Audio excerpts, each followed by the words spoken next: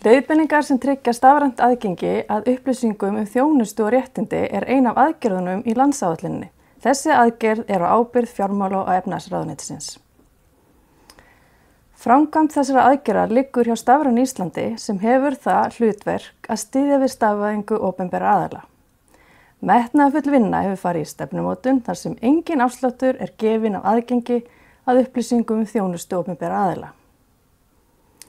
Stefnur Stafræns Íslands efnistök og aðgengi á vef opinberra aðila hafa verið nýttar til leiðbeiningar hvernig koma á upplýsingum opinberra þjónustu á framfæri til að tryggja aðgengi fyrir öll.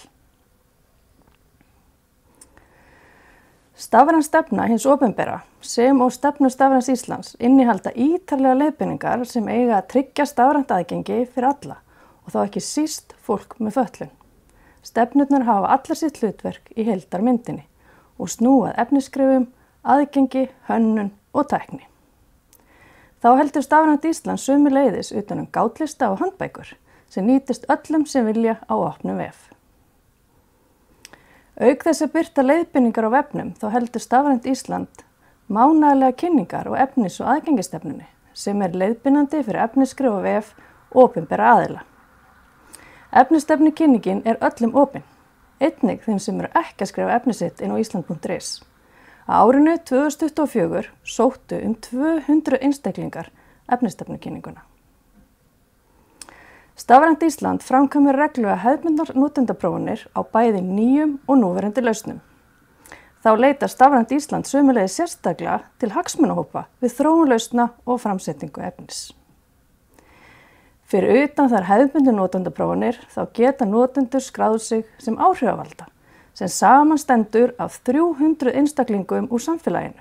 Sá hópur prófar reglulega nýja lausnir og rýnir efni á island.is. Sömuleiðis má nefna óskalista þjóðarinnar og segðu þína sögu sem 2 aðferðir til viðbótar sem Stafrænt Ísland nýtir til að kalla eftir upplifun og skoðunum notenda og leiðbeiningar uppfærar með hliðsjón af þessu þegar þurfa þykir.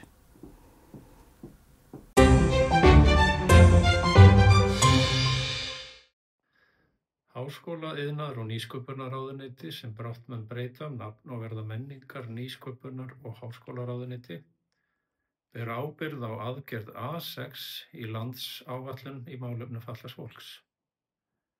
Aðgerðin gengur út á að láta vinna námsefni málefni fatlaðs fólks sem nýtist í námi þeirra sem vinna með fötluðum. Markmiðið með námsefninu að bæta viðmót og þar með þjónustu við fatlað fólk á sem flestum sviðum. Með aukinni þekkingu dregur úr óöryggi þeirra sem vinna með og fyrir fatlað fólk.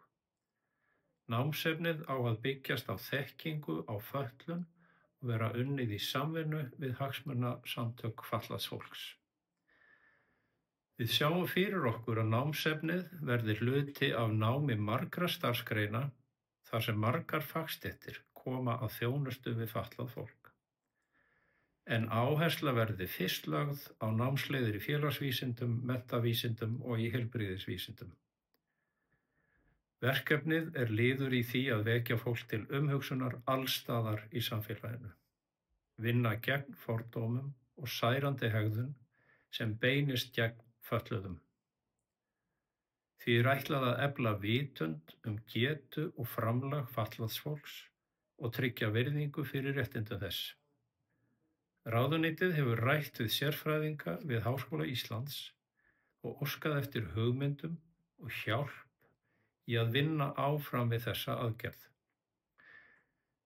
Við erum rétt að byrja að velta verkefninu fyrir okkur ef við viljum að fatlað fólk komi að gerð námsefnisins og verði haft með í ráðum. Áætlað að verkefninu verði lokið árið 2026. Samstarfsaðilar gætu verið háskólarnir 7, mennta- og barnamálaráðuneyti, heilbrigðisráðuneyti, fatlað fólk og hagsmunasamtök þess.